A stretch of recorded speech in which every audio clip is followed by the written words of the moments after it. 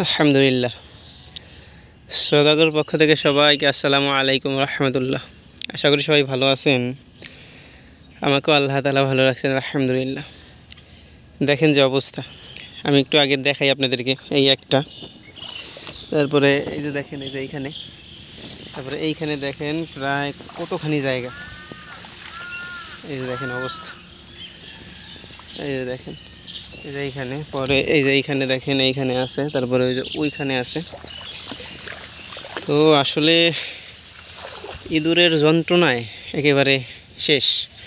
আমরা কিন্তু একই প্রথমবারের মতো ধান চাষাবাদ করতেছি। এর আগে কখনোই আমরা ধান চাষ করি না, তো ধান চাষ সম্পর্কে আমাদের তেমন কোনো অভিজ্ঞতাও নাই। তো আমরা জানি না কখন কি করতে হয়, কিন্তু অভিজ্ঞতা ছাড়াও আলহামদুলিল্লাহ ধানগুলো অনেক সুন্দর হয়েছে। এইটা আর কি, এই যে অলরেডি দেখেন, এই যে ছড়া বের হওয়া শুরু হয়েছে, এই যে ছড়া বের হইতেছে। কিন্তু আমাদের একটা ভুল ছিল যে আমরা ভিতরে কম আসছি, ভিতরে আর কি তেমন আসি নাই। তো বাইরে থেকে ওই যে এটা কিন্তু পথ, এখান থেকে একটা পথ, আমরা পথে যখন যাইতাম প্রতিদিন নামাজ পড়তে যাই আসি, তো এই যে দেখেন অবস্থা। তো ওই সময় দেখা যায় যে যে ভাই মানে ভিতরে একটু ফাঁকা ফাঁকা।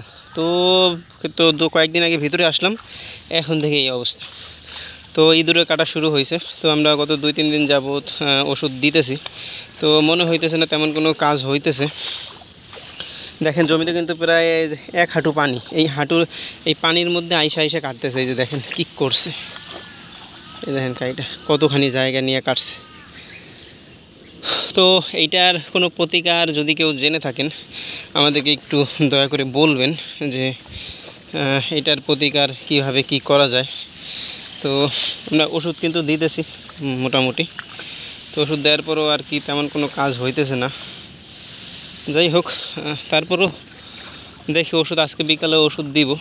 দেখেন কিন্তু ধানের ছড়া কিন্তু বের হওয়া শুরু হয়েছে আল্লাহর রহমতে। ওই পাশে আমাদের যে জমিগুলো আছে ওই জমিতেও একই অবস্থা, কি খুবই খারাপ অবস্থা। এই যে দেখেন কাইটা করছে কি, এগুলা আসলে এত কষ্ট করে কৃষিকাজ করে, এত কিছু স্প্রে করে, এত সার সব কিছু সুন্দরভাবে দেওয়া যদি এরকম অবস্থা হয়, তাহলে এটা কিন্তু আসলেই কষ্টদায়ক।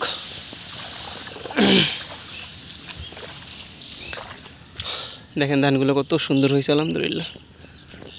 এই ধান যদি কাইটা হলে তাহলে কিন্তু কষ্ট লাগে। এই যে ছড়া বের হইতেছে। যাই হোক, সকলে ভালো থাকবেন আর একটু বলবেন ইনশাআল্লাহ। আসসালামু আলাইকুম।